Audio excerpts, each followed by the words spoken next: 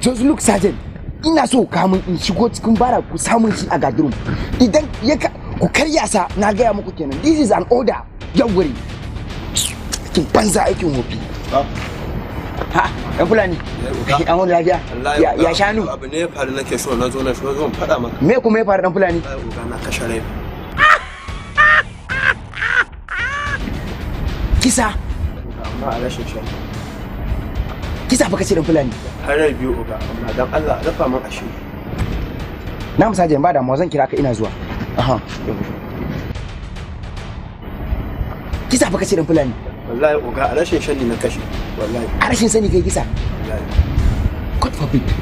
Me fara ɗan Fulani? Wa ka kashe? A dai duba uga dan Allah ran kashe da ya dafa min ashe. Ɗan Fulani tsaya mana. Me wa ka kashe kai? Ɗan Fulani za a rufa ma asiri. Wa ka kashe yanzu? A dai duba uga dan Allah. Za a duba. Sai gawan suna ina ma tukun. Za a duba wa ka kashe su. Dan Allah uga a rufa min ashe. Za a rufa ma ɗan Fulani. Wa ka kashe? Uga. Kaji ne suka ci min abincin shanu. Kame? Kaji biyu shine na kashe a rashin shanu. Kaji na kashe. Uga kaji na kashe. Kaji ɗan Fulani. Kaji ba kace? Ni kaje kawo mu kitsin kaji yanzu? Sun ci min abincin shanu ne. Dalla can ka mushi dalla. Dalla ka wuce ka bani guri dalla. Ka zo kana kawo mu kitsin kaji. Ni za ka kawo mu kitsin kaji.